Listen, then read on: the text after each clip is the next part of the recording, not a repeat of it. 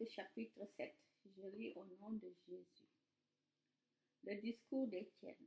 Le grand prêtre demande à Étienne: ce qu'on dit de toi, est-ce que c'est vrai? Étienne répond: frères et pères, écoutez-moi. Le Dieu glorieux s'est montré à Abraham, notre ancêtre, quand celui-ci était en Mésopotamie. C'était avant qu'Abraham parte habiter à Haran. Dieu lui a dit: quitte ton pays et ta famille et va dans le pays que je te montrerai. Alors Abraham a quitté le pays des Babyloniens et il est allé habiter à Haran. Ensuite, le père d'Abraham est mort et Dieu a fait passer Abraham de Haran dans le pays où il habitait maintenant. Là, Dieu n'a donné aucune propriété à Abraham, pas même un petit morceau de terrain.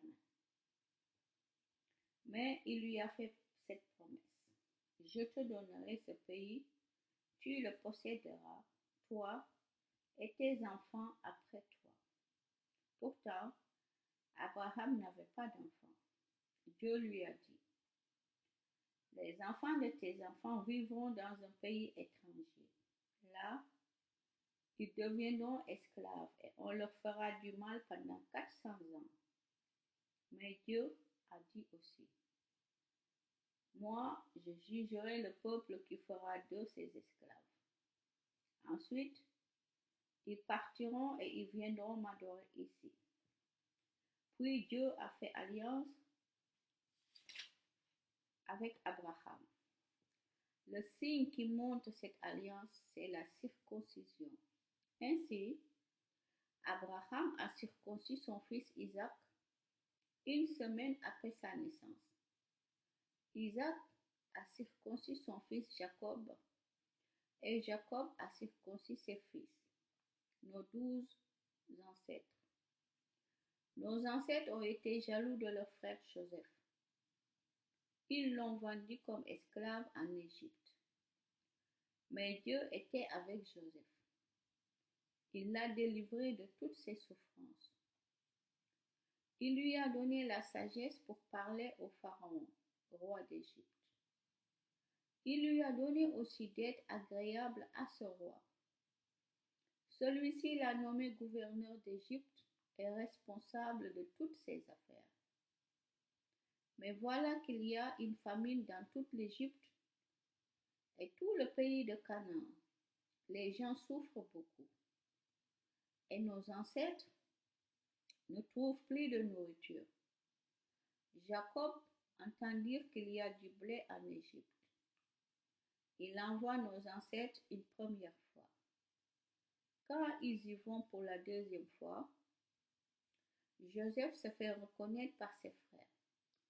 Alors le roi d'Égypte apprend quelle est la famille de Joseph. Joseph envoie chercher son père Jacob et toute sa famille. En tout, il y a 75 personnes. Jacob vient donc en Égypte. Il meurt là et nos ancêtres aussi. On transporte leurs corps à Sichem et on les enterre dans la tombe qu'Abraham a achetée avec de l'argent au fils de Hamor à Sichem.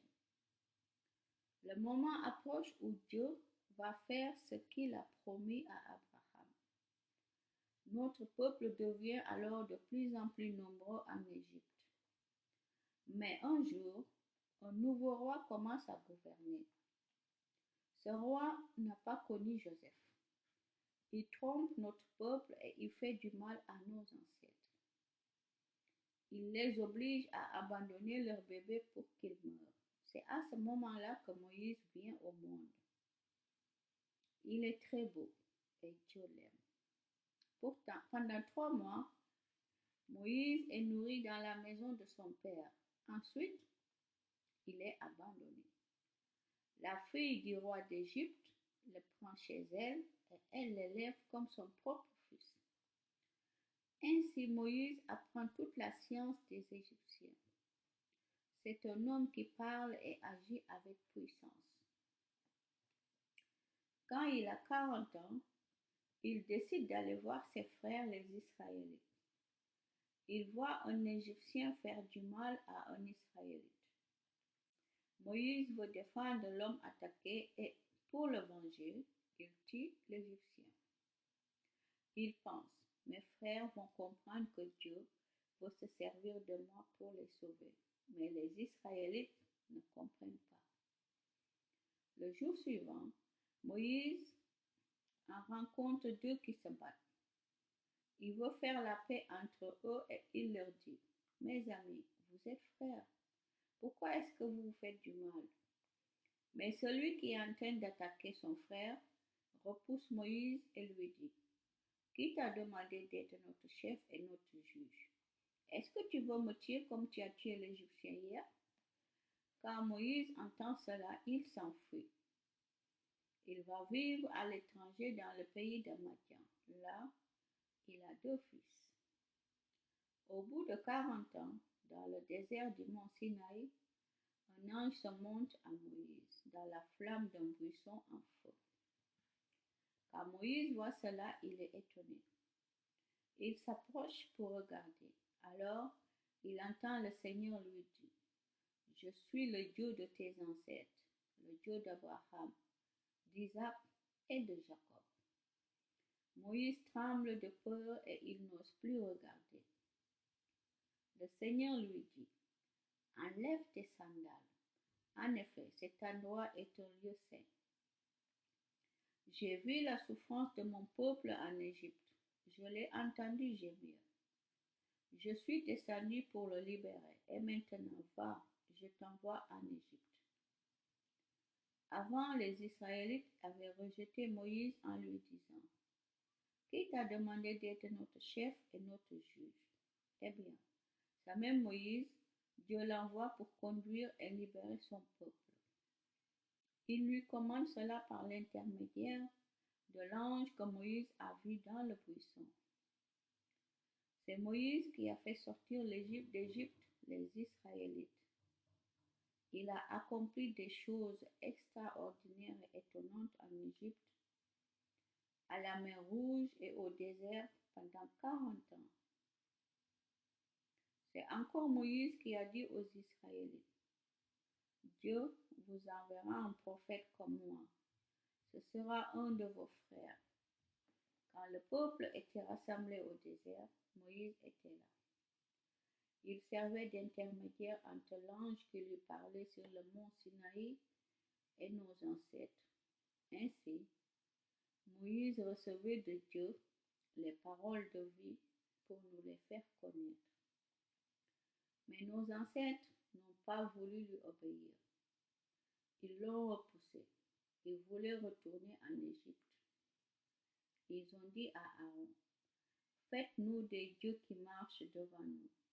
En effet, ce Moïse nous a fait sortir d'Égypte, mais nous ne savons pas ce qu'il est devenu. Alors, ils fabriquent un veau et ils offrent un sacrifice à cette statue.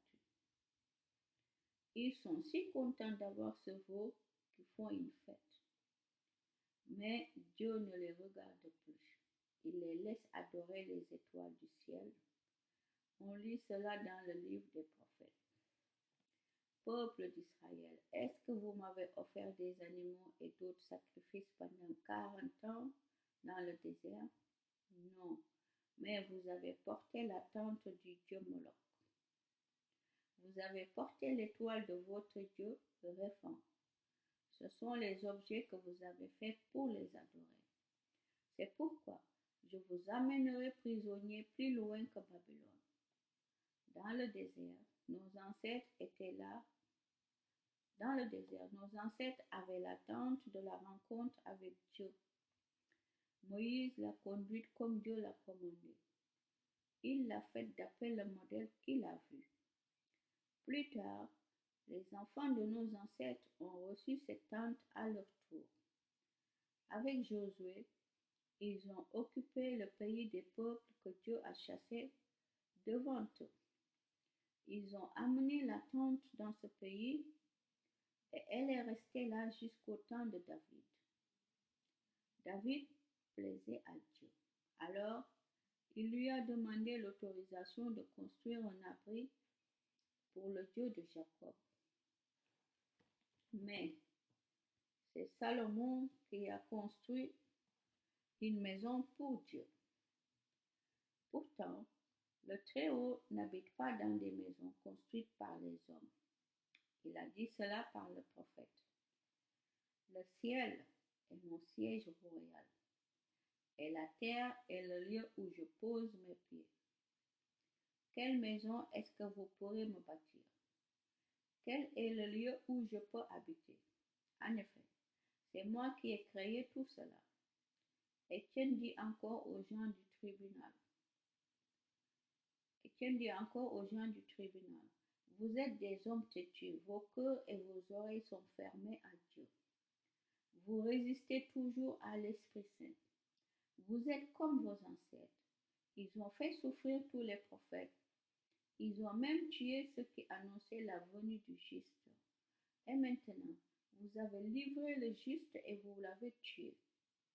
Vous avez reçu la loi de Dieu par l'intermédiaire des anges, mais vous n'avez pas obéi à cette loi.